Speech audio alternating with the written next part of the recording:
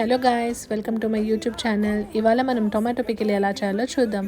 ముందైతే fresh tomatoes తీసుకొని wash చేసుకొని దాన్ని కట్ చేసుకొని పక్కన పెట్టుకొని, అలాగే పచ్చిమిర్చిని కూడా వాష్ చేసుకొని పక్కన పెట్టుకోండి. ఇప్పుడైతే ప్యాన్ పెట్టి దాంట్లో ఆయిల్ వేసి కొంచెం జీరా వేసి మన పచ్చిమిర్చిని బ్రేక్ చేసి దాంట్లో వేసుకోండి.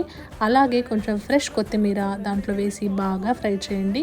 ఇది ఫ్రై అవుతున్నప్పుడు ఇంకొంచెం చింతపండు తీసుకొని దాంట్లో వేయండి. ఇదంతా మనం ఒక మిక్సీలోకి తీసుకొని ఇప్పుడు మనం కట్ చేసిన టొమాటోస్ని కొంచెం ఆయిల్ వేసుకొని ఫ్రై చేసుకుందాం. అలాగే మిక్సీలో కొంచెం ఫ్రెష్ వెల్లుల్లి ఇంకా సరిపడే సాల్ట్ వేసుకుందాం. టొమాటోస్ ఫ్రై అయిన తర్వాత ఇదంతా మిక్సీలోకి తీసుకొని బాగా మిక్సీ పడదాం. దాని తర్వాత పోపు కోసం మనం ఆయిల్, జీరా, ఆవాలు, పప్పులు, ఎండుమిర్చి, కరివేపాకు అన్నీ వేసి మనం మిక్సీ పట్టిన టొమాటో పికిల్ని దాంట్లో వేసేద్దాం. అంతే, ఎంతో టేస్టీగా ఉండే టొమాటో పికిల్ రెడీ.